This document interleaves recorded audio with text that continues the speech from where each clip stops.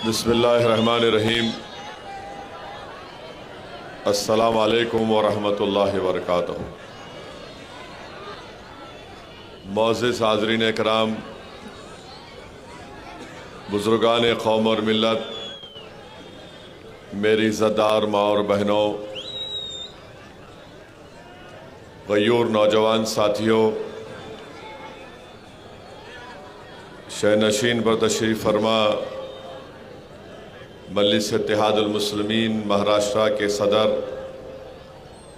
व साबिक़ा रुकन पार्लिमान व उम्मीदवार औरंगाबाद ईस्ट मोहतरम जनाब इम्तियाज़ जलील साहब,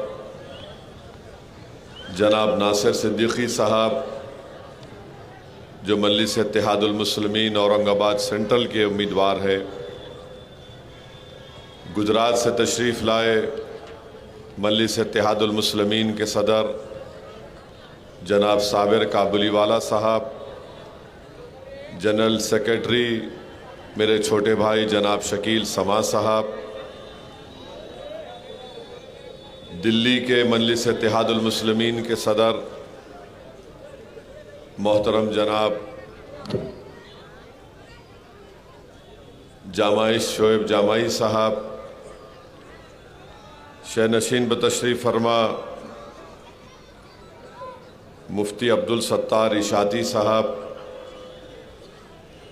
और हैदराबाद से तशरीफ़ लाए मजलिस इत्तेहादुल मुस्लिमीन के सीनियर क़ायद व रुकन बल्दिया मोहतरम जनाब सलीम बेग साहब, मेरे छोटे भाई जनाब मंसूर खां साहब,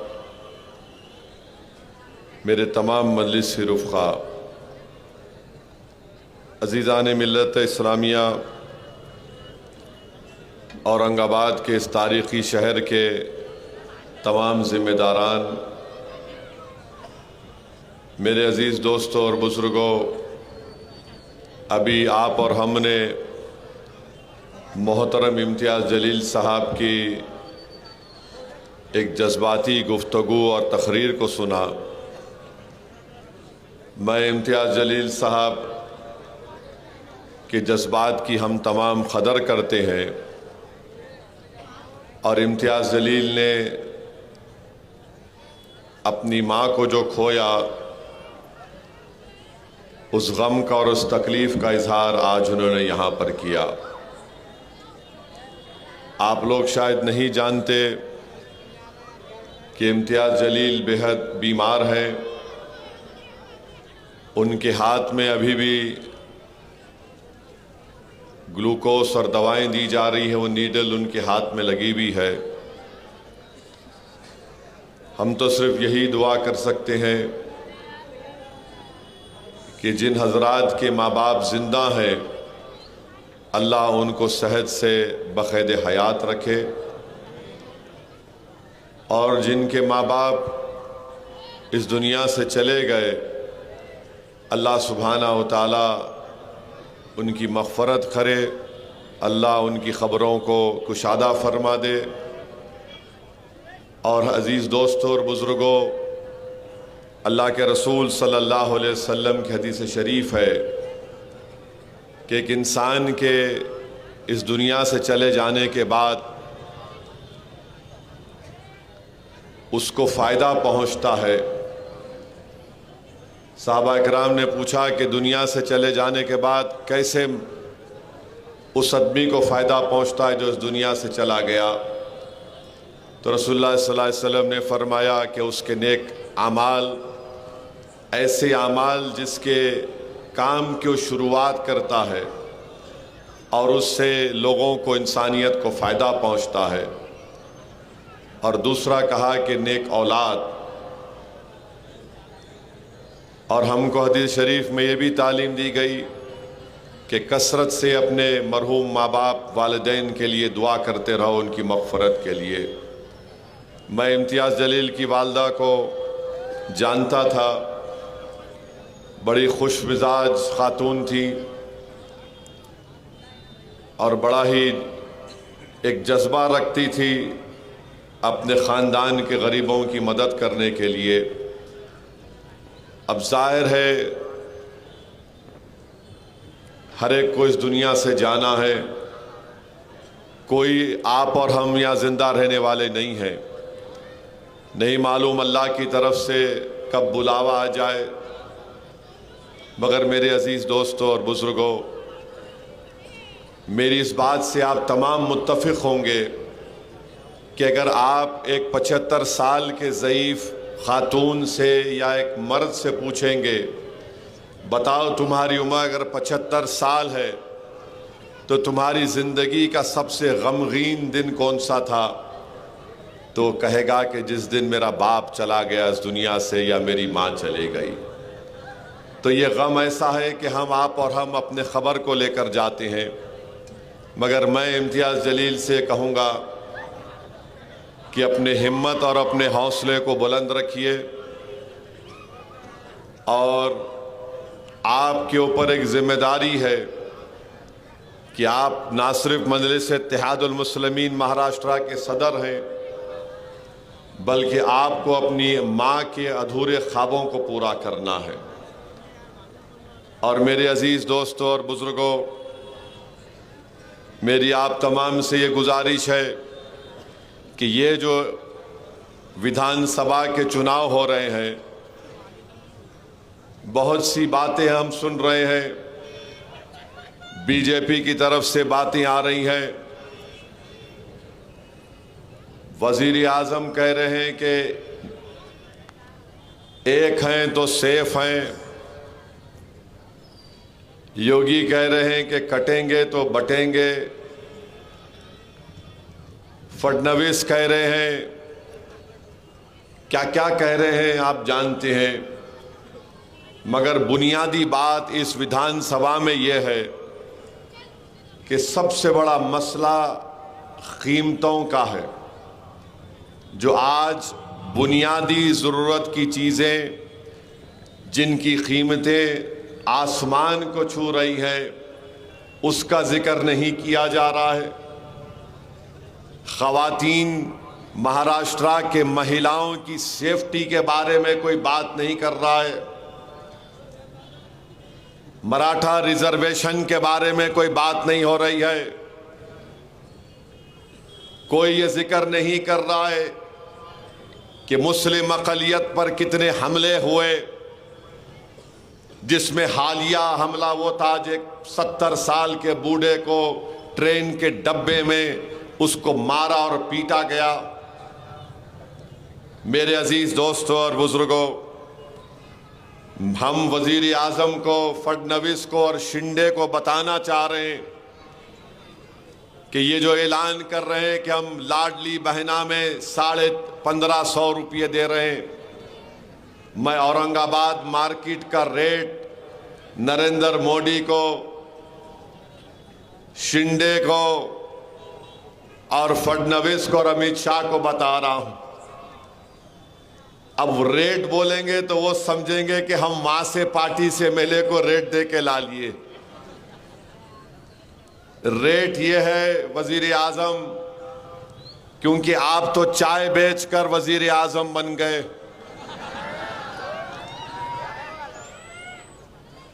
जब आप गरीबी को इतने करीब से देखे हैं तो शायद आप जानते होंगे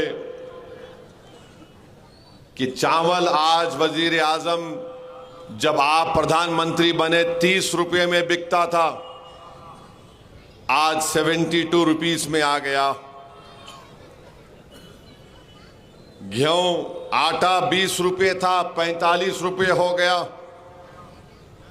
गेहूं 28 रुपये मिलता था, अब 42 हो गया। गुड़ 30 रुपये था, अब 55 के करीब। वजीर आजम आप चाय बनाकर ओबामा को पिलाए थे और इस सूट पहने थे, सूट के ऊपर आपने अपना नाम लिख लिया था, नामो नामो नामो। वो आज शक्कर जो आप वजीर आजम बने जब 20 रुपये में थी, आज 39 रुपीस में हो चुकी औरंगाबाद में। मसूर की दाल 60 रुपये थी वजीर आजम जब आप बने थे मोदी, अब 155 रुपये हो चुकी है। लाल मिर्ची 180 रुपये में थी, आज औरंगाबाद में 450 रुपये। इमली 80 रुपये, अब 220 में हो चुकी है। नमक 12 रुपये में था, सस्ता था मोदी, अब 25 रुपये हो गया। कौन नमक हलाली नमक हरामी कर रहा है, ये महाराष्ट्र की जनता को 20 तारीख को तय करना है। मीठा तेल 80 रुपये में था 2014 में, 10 साल में 160 रुपये हो गया। वजीर आजम, आप तो वेजिटेरियन है, मैं नॉन वेजिटेरियन हूं। भिंडी 20 रुपये में थी, अब 50 रुपये में हो गई। बैगन 15 रुपये में था, अब 40 रुपये में हो गया। तो हम लोग दक्षिणी जबान में क्या बोलते हैं, 20 तारीख को ये जितने हमारे खिलाफ खड़े हैं, बैगन को बोलो। हरी मिर्ची 40 रुपये में थी, मोदी के 10 साल में 100 रुपये हो गई। प्याज 15 रुपये 40 रुपये हो गई। आलू 12 रुपये था, 30 रुपये हो गया। टमाटे 15 रुपये थे, 50 रुपये में हो गया। एलपीजी गैस का सिलेंडर 450 में मिलता था 2014 में, अब 900 और 1000 के दरमियान में। पेट्रोल 55 रुपये 65 पैसे में औरंगाबाद में मिलता था 2014 में, अब कभी 105 तो कभी 110 रुपये में। डीजल 45 रुपये 50 पैसे में था 10 साल पहले, अब 90 और 100 रुपये के दरमियान में आ गया। अगर आप इसमें से 6-7 चीजों को निकाल लेंगे, पेट्रोल डीजल को छोड़ के, और सिलेंडर को मिला लेंगे, तो करीब एक गरीब के घर में खाली इन चीजों को खरीदने के लिए 1900 से 2000 रुपये निकल जा रहे हैं। और शिंदे, मोदी, अमित शाह, फडणवीस पुकार कर महाराष्ट्र के गरीबों का मजाक उड़ा रहे हैं। हम 1500 रुपये दे दिए, 1500 रुपये दे दिए।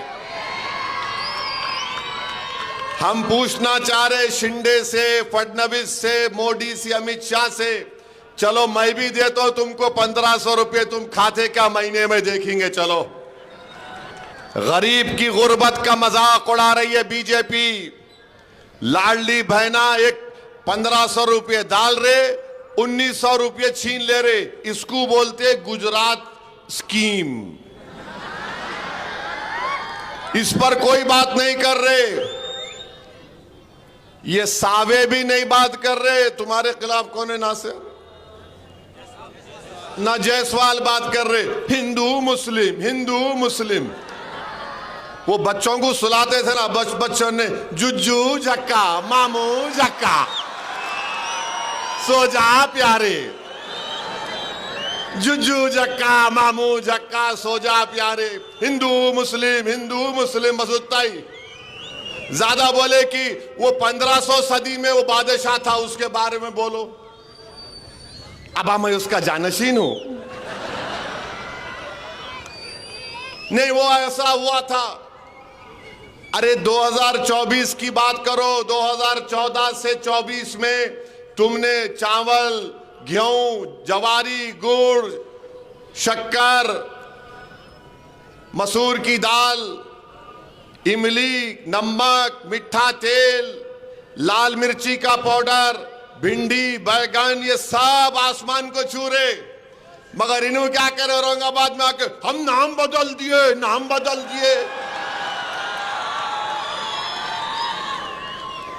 अबे नाम बदल दिए तो ये सस्ता कहीं को नहीं हो रहा, फिर ये बोल।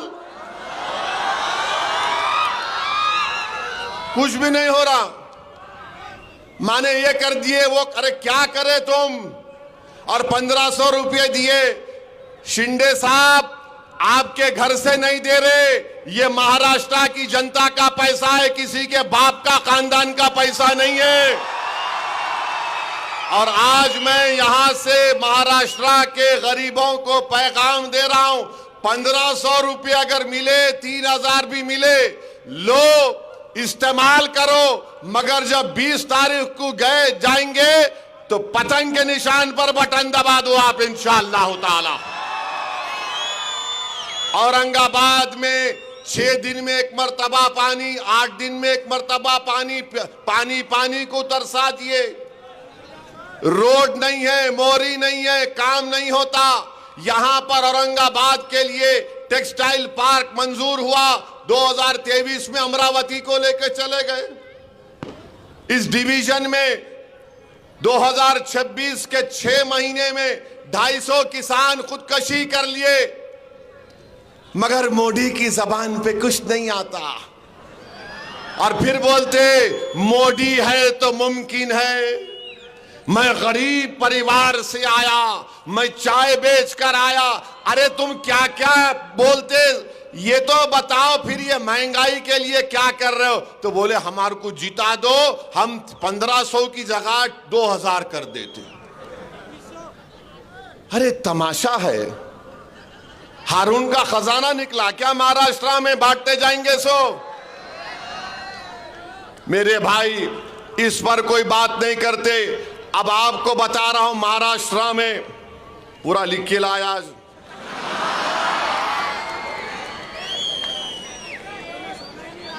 हाँ कहाँ है जी?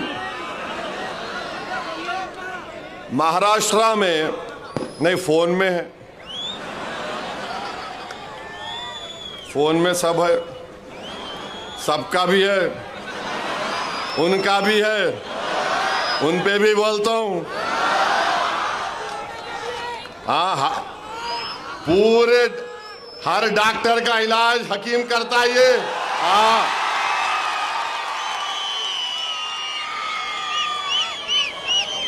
अब आप सुनो, महाराष्ट्र में 2022 में 2904 महिलाओं का रेप हुआ। बोलो मोदी, 2904 महिलाओं का रेप हुआ। महाराष्ट्र में महिलाओं का, खवातीन का किडनैप कितना हुआ? 12,260। मुल्क में सेकंड नंबर पर महाराष्ट्र में महिलाओं का किडनैप हुआ 2022 में। उत्तर प्रदेश में जो काटेंगे कटेंगे कटेंगे बोले ना, वो उत्तर प्रदेश में 16,260 महिलाओं का किडनैप हुआ। मरीनू क्या बोल रहे? बटेंगे तो कटेंगे। अबे औरतों को उठा के किडनैप करके लेके जा रहे। महाराष्ट्र में 12,260 महिलाओं का किडनैप हुआ। असॉल्ट हमले कितने हुए महाराष्ट्र में? Intent to outrage her modesty 11,512 Maharashtra में। और फिर आप देखते जाइए, इतना बड़ा महिलाओं का, खवातीन पे हमले हो रहे और इन्हों बात नहीं करते। मोदी औरंगाबाद को आए, यहां पर कल भाषण दिए। मैं मीडिया के दोस्तों से पूछा, क्या मोदी मराठा आरक्षण की बात करे? नहीं करे, बिल्कुल। भाइयों बहनों, आरक्षण के नाम पे काटा जा रहा है। अरे काटा नहीं जा रहा है, तुम बोले थे मराठाओं को रिजर्वेशन दूंगा मैं। एक लफ्ज मराठा रिजर्वेशन के बारे में वजीर आजम ने यहां पर नहीं कहा। हम आपके सामने कह रहे हैं, इम्तियाज जलील इंशाअल्लाह ताला, नासिर सिद्दीकी इंशाअल्लाह ताला, जब यहाँ के नए आमदार मुंतखब होंगे, अल्लाह के फजलो करम से, आपकी दुआओं से, अहले दिल की दुआओं से, तो यकीनन महाराष्ट्र की विधानसभा को और भी जो मंजलिस के विधायक जीतेंगे, महाराष्ट्र के असेंबली के दरो दीवार को हिला के रख देंगे कि मराठाओं को उनका जायज हक मिलना चाहिए और उनको आरक्षण मिलना चाहिए। किसमें मिलना चाहिए? 50% के अंदर मिलना चाहिए।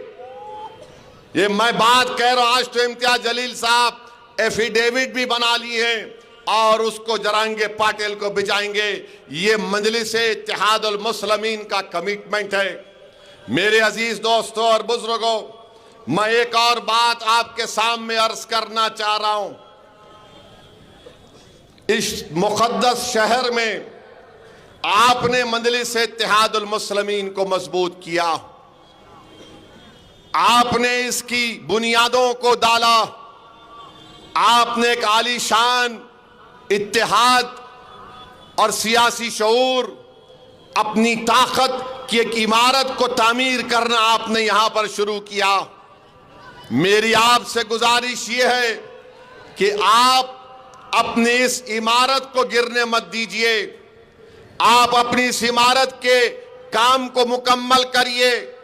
जो ताकतें आज हमारे दरमियान में आकर जो जिस इमारत के लिए आपने अपने आंसुओं को, अपने खून को इस्तेमाल किया, ये हम अपने आने वाली नस्लों के ख्वाबों को पूरा करने के लिए एक तामीर खड़ा कर, एक इमारत खड़ा कर रहे हैं।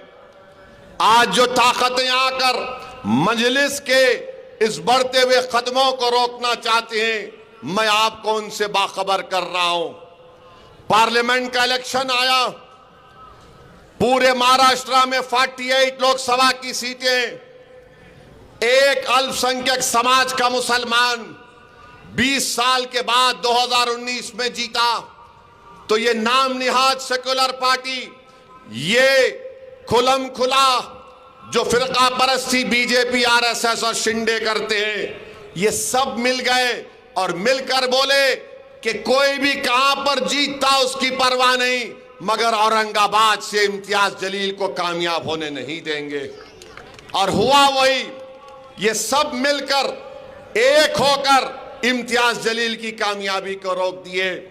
मेरे भाई, मैं फिर से कह रहा हूं, बार बार कह रहा हूं कि इम्तियाज जलील कामयाब नहीं हुए, यकीनन इसमें आपका नुकसान हुआ, महाराष्ट्र के मजलूम अवाम का नुकसान हुआ, इस मुक़द्दस और तारीखी शहर के बाशिंदों का नुकसान हुआ, बल्कि भारत के उन गरीब 13.5 करोड़ अल्पसंख्यक समाज का, दलितों का नुकसान हुआ, जो बड़ी उम्मीद की निगाहों से इम्तियाज जलील को देख रहे थे कि पहले मर्तबा का रुकने पार्लियामान है और किस बेबाकी के साथ भारत की सबसे बड़ी पंचायत में खड़े होकर अवाम के मसाइल को उठाता है, वो आज तड़प रहे हैं। आपको अंदाजा नहीं है कि चाहे उत्तर प्रदेश हो, बिहार हो, लोग जब कभी मुझे एयरपोर्ट पर या रेलवे स्टेशन पर या कहीं मिल जाते, मुझसे एक ही बात की शिकायत करते, असद साहब, इम्तियाज साहब कैसे हार गए। सब यही बोलते, असद साहब, इम्तियाज साहब कैसे हार गए। मेरे भाई, इम्तियाज जलील की कामयाबी नहीं हुई और उसकी वजह से मैंने अपने एक बाजू को खो दिया, मैं अपने एक बाजू को खो दिया। मैं आपके सामने झोली फैलाकर आपसे इत्तेहाद की भीख मांग रहा हूं, औरंगाबाद के गयूर अवाम, मैं तो अपने एक बाजू से खो दिया, मगर तुम इम्तियाज जलील और नासिर सिद्दीकी को कामयाब करोगे इंशाअल्लाह ताला। ये ना सिर्फ आपके लिए, सेंट्रल और ईस्ट के लिए जरूरी है, उसके तरक्की के लिए, बल्कि महाराष्ट्र की विधानसभा में कोई जाकर लड़े आपके लिए, आपकी आवाज बनकर लड़े। दूसरे भी लड़ रहे जो 5 मिनट 2 जुमले सही नहीं बोल सकते, जो 5 मिनट 2 जुमले सही नहीं बोल सकते, अलिफ को ते को जीम बोलते, समझे आप, अलिफ को ते को जीम बोलते, 2 चश्मी है भी नहीं मालूम, उनको जेर जबर नहीं मालूम, मगर गाली देंगे असदुद्दीन अवैसी को और इम्तियाज जलील को। आपको महाराष्ट्र की विधानसभा में सोचो, तस्वुर की दुनिया में लेके जाता हूं, अगर इम्तियाज जलील महाराष्ट्र की विधानसभा में खड़े होगा,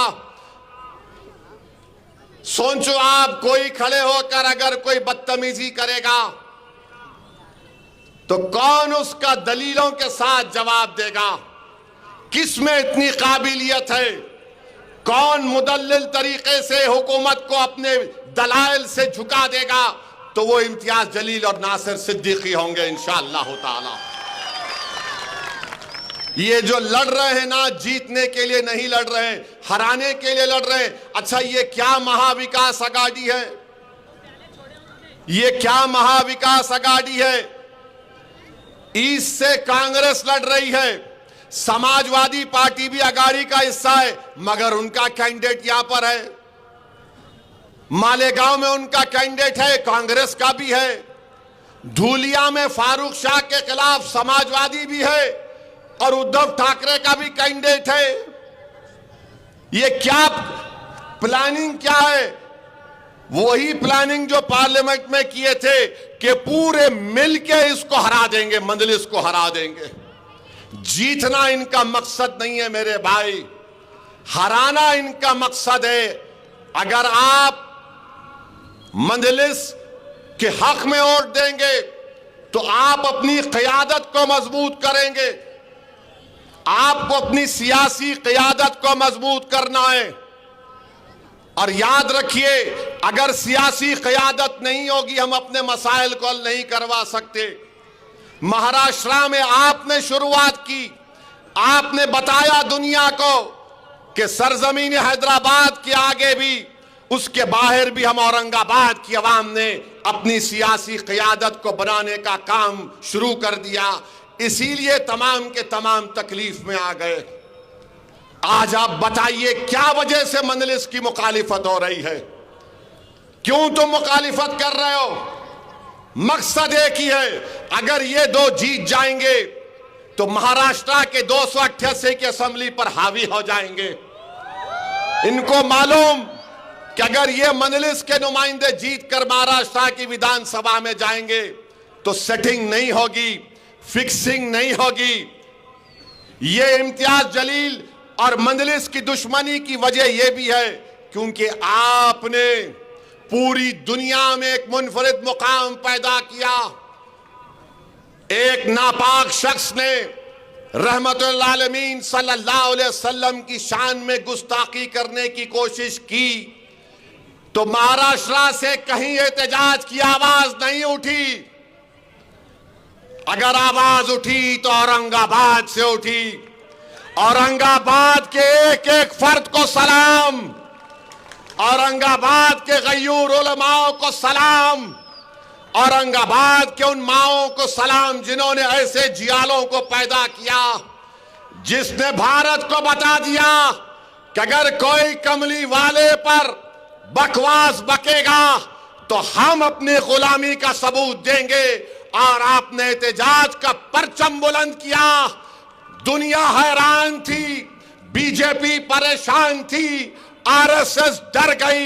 ये आखिर क्या हो गया औरंगाबाद की आवाम को कि हजारों की तादाद में गाड़ियों में निकलते हैं और कहते हैं लब्बैक या रसूल अल्लाह, लब्बैक या रसूल अल्लाह। यही वजह है कि आज मजलिस के खिलाफ एक मंसूबा बनाया गया आपके इत्तेहाद के किले को कमजोर करने के लिए। आपके इश्क नबवी को देखकर, आपके गुलामी नबवी को देखकर ये तमाम बातिल ताकतें कोशिश कर रही हैं कि आपको रोका जाए। और कैसे रोका जाए? फर्द को रोक सकते, मगर जमात को रोकने का तरीका ये इनके पास है कि इनके उम्मीदवारों को कामयाबी से रोक दिया जाए। ये अब आपको फैसला करना है। आप तमाम को एक होकर 20 तारीख के दिन आपको अपने वोट का इस्तेमाल करना है। पतंग के निशान पर बटन दबाकर आप पैगाम दीजिए उन लोगों को जो हमारे इत्तेहाद को कमजोर करना चाहते हैं। मैं आपसे वादा कर रहा हूं और मैं आपसे अपना गिरेबान फैलाकर आपसे भीख मांग रहा हूं। औरंगाबाद की आवाम, आपने मुझे बहुत मोहब्बतों से नवाजा। मैं आपका मखरूज हूं और जिंदगी भर मखरूज रहूंगा। 20 तारीख के दिन तुम मेरे इस पैगाम को लेकर जाओ कि उम्मीदवार इम्तियाज या नासिर नहीं, उम्मीदवार असदुद्दीन ओवैसी है तुम्हारे सामने, याद रखो। मैं तुम्हारे सामने खड़ा हुआ हूं, मैं तुम्हारे लिए आवाज उठाते रहूंगा। मैं तुम्हारी आवाज था, हूं और रहूंगा। उम्मीदवार इम्तियाज नहीं है, उम्मीदवार नासिर सिद्दीकी नहीं है, उम्मीदवार औरंगाबाद से असदुद्दीन ओवैसी है। तो आज असदुद्दीन के नाम पर आपको पतंग कर बटन दबाना पड़ेगा, इम्तियाज नासिर के नाम पर नहीं। मैं अपने आप को तुम्हारे सामने पेश कर रहा हूं। मैं ईस्ट की जनता से वादा कर रहा हूं कि दारुस्सलाम की तरह इंशाअल्लाह ताला मैं वहां पर एक दफ्तर कायम करूंगा। ईस्ट औरंगाबाद में दफ्तर कायम करेंगे। जिस तरह हैदराबाद के दारुस्सलाम में काम होता है, उस तरह ईस्ट में इंशाअल्लाह ताला काम होगा।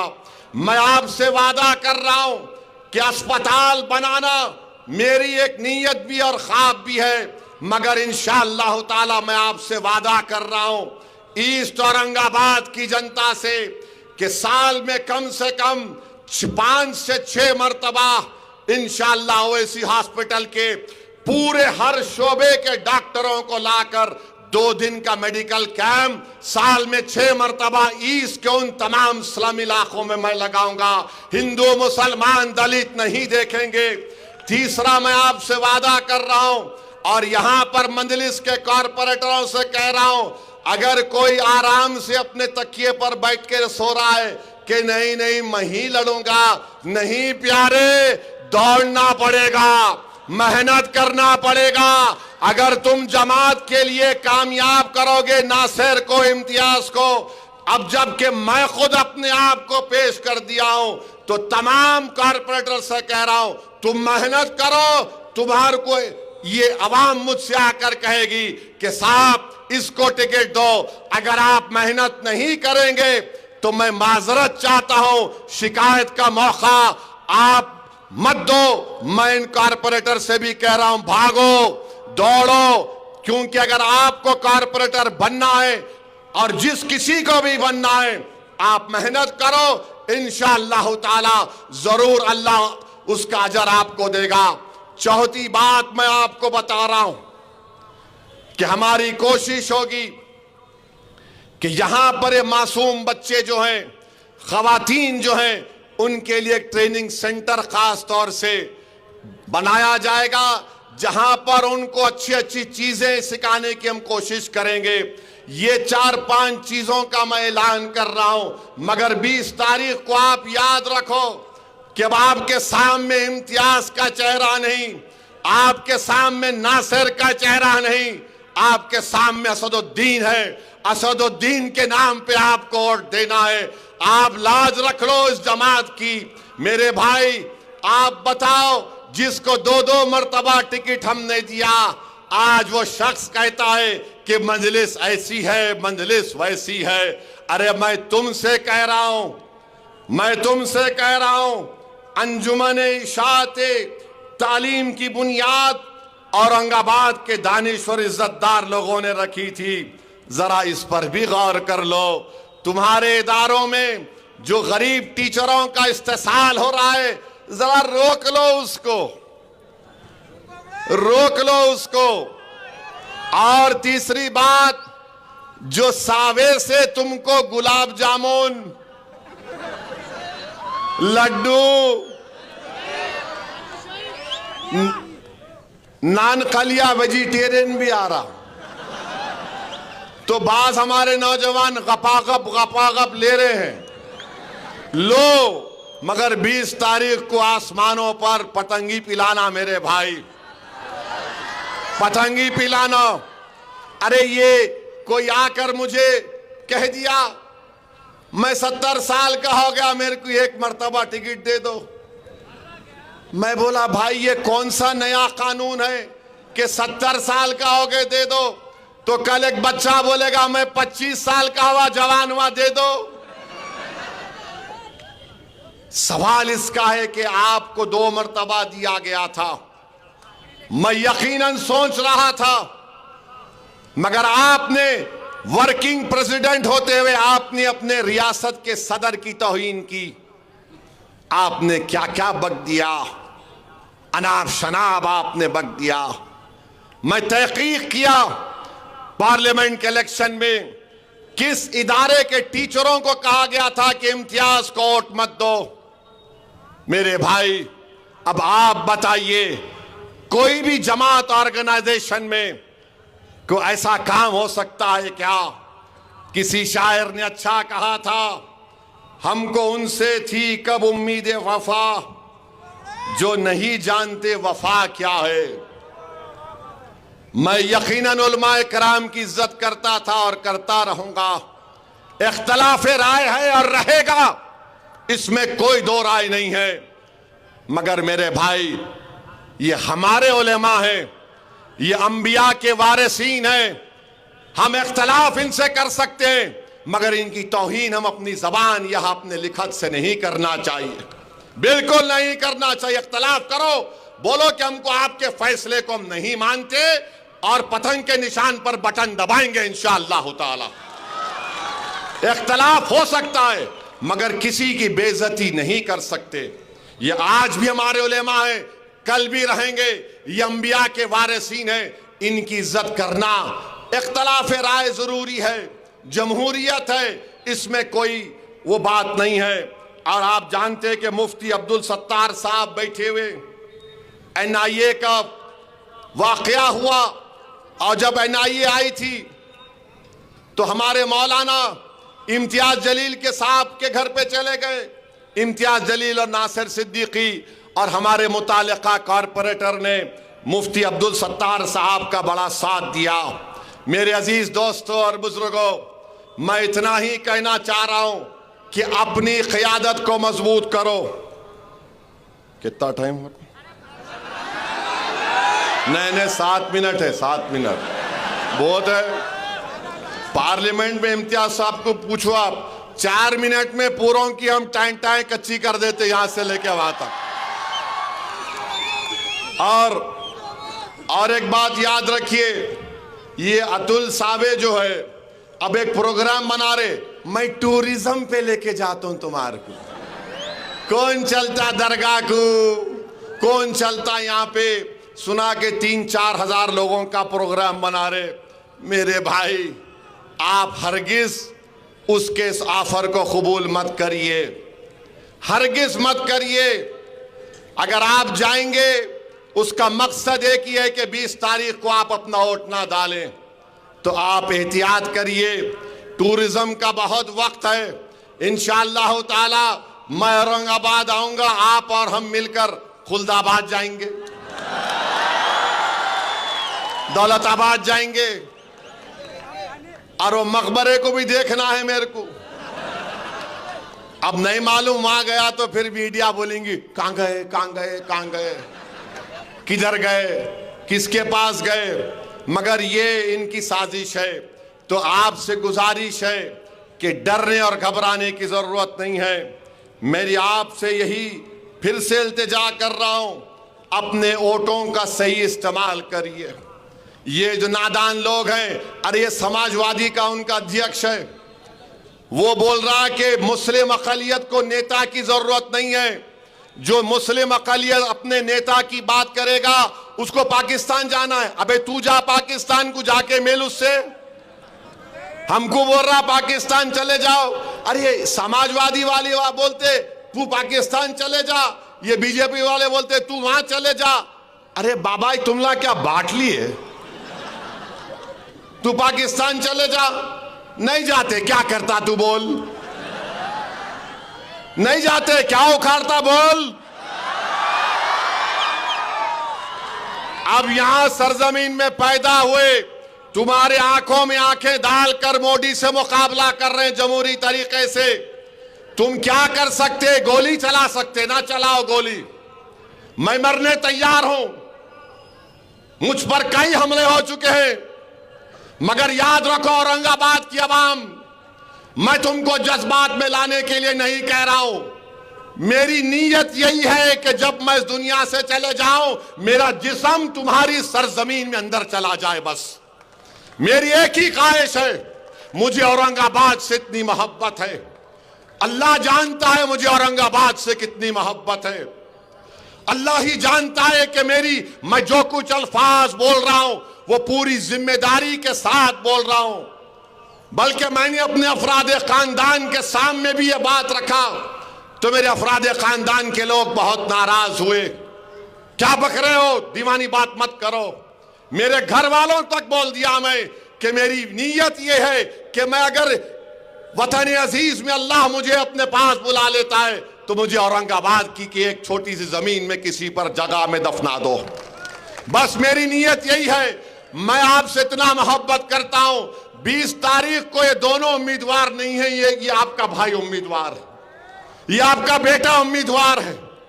आप मेरी लाज रख लो, और मेरी लाज इसलिए रख लो, मेरी नफ्स के लिए नहीं, अपने इत्तेहाद के लिए, अपनी शनाख्त के लिए, अपने मासूम बच्चों के मुस्तकबिल के लिए। याद रखो, याद रखो, मैं जिंदा रहूं या ना रहूं, मगर मेरे अल्फाज को नोट करके रख लो। भारत में मुस्लिम अक़लियत की जब तक सियासी लीडरशिप नहीं होगी, हम अपने मसाइल को हल नहीं कर सकते। अरे मौलाना अबुल कलाम आजाद की शेरवानी फाड़ दी गई थी कोलकाता में, मौलाना हिफ्जुर रहमान पर हमला किया गया था। असदुद्दीन ओवैसी क्या चीज है। मेरे अजीज दोस्तों और बुजुर्गों, आने वाले 40 साल को नजर रखो। मेरी कोशिश यही है कि मैं, इम्तियाज, नासिर, हमारे तमाम मजलिस के अरकान जब इस दुनिया से चले जाएंगे, हम यही चाहते हैं कि इस सरजमीन में 40 साल तक, 50 साल तक ऐसे लोग तैयार हो जाएं जो आपकी खिदमत कर सके, जो असदुद्दीन इम्तियाज जलील से ज्यादा, जो नासिर सिद्दीकी से ज्यादा आवाम में जज्बा रखे खिदमत का। ये काम हमको करना है। 20 तारीख के दिन तुम सिर्फ वोट डालने नहीं जा रहे हो, तुम 20 तारीख को वोट पतंग के लिए इसलिए डाल रहे हो क्योंकि तुमको 40 साल तक तुम्हारी आवाज रहना औरंगाबाद में। और अगर अल्लाह से मेरी यही दुआ आती है कि अल्लाह सुबह क़यामत तक मजलिस इत्तेहादुल मुस्लिमीन को ताकत दे, मजलिस इत्तेहादुल मुस्लिमीन, और हमारे जो ख्वाबें हैं अल्लाह उन ख्वाबों को पूरा कर दे। मेरे भाई, अल्लाह ने मुझे बहुत कुछ दिया, मगर मैं दौड़ा दौड़ा फिरता हूं। वक्फ का बिल हमारे सामने है। ये वक्फ का बिल अगर कानून बनेगा, मस्जिदें, दरगाहें, खानकाएं, कब्रस्तान गैर महफूज हो जाएंगी। तो वक्फ को बचाने के लिए 20 तारीख के दिन आपको पतंग के निशान पर बटन दबाना है। मेरा हाथ उठाकर जवाब दीजिए, क्या आप हिम्मत के मुजाहरे करेंगे? क्या आप उम्मीद के मुजाहरे करेंगे? क्या आप डरेंगे? क्या आप अपने हिम्मत और हौसले को बुलंद रखेंगे? क्या आप औरंगाबाद में असदुद्दीन ओवैसी को वोट देंगे? क्या आप असदुद्दीन ओवैसी को वोट देंगे? क्या आप अपनी जमात की क़यादत को मजबूत करेंगे? क्या आप उलमाओं की इज्जत करेंगे? याद रखो नौजवानों, बुजुर्गों, मेरी इज्जतदार माँ और बहनों, ये लड़ाई 50 साल के लिए है, ये सिर्फ एक चुनाव की नहीं है। तो 20 तारीख के दिन आसमानों में क्या नजर आएगा? गलियों से क्या आवाज आएगी? घर से क्या आवाज आएगी? दिल क्या पुकारेगा? दिमाग और जिस्म क्या कहेगा? और हम क्या करेंगे? पतंग, पतंग, पतंग, पतंग। आप तमाम से ही गुजारिश है, एक एक वोट को इस्तेमाल करिए, बीजेपी को जवाब दीजिए। ये लोग इस मुल्क और देश को बर्बाद करना चाहते हैं। इत्तेहाद से अपने शहर को बचाइए, हिंदू मुस्लिम इत्तेहाद को मजबूत करिए, दलितों के इंसाफ के लिए लड़ना है। शुक्रिया, खुदा हाफिज, सलाम अलैकुम। मजलिस इत्तेहादुल मुस्लिमीन, पतंग को, पतंग को, औरंगाबाद जिंदाबाद। डर रहे, जोर से बोलो, औरंगाबाद, औरंगाबाद, औरंगाबाद।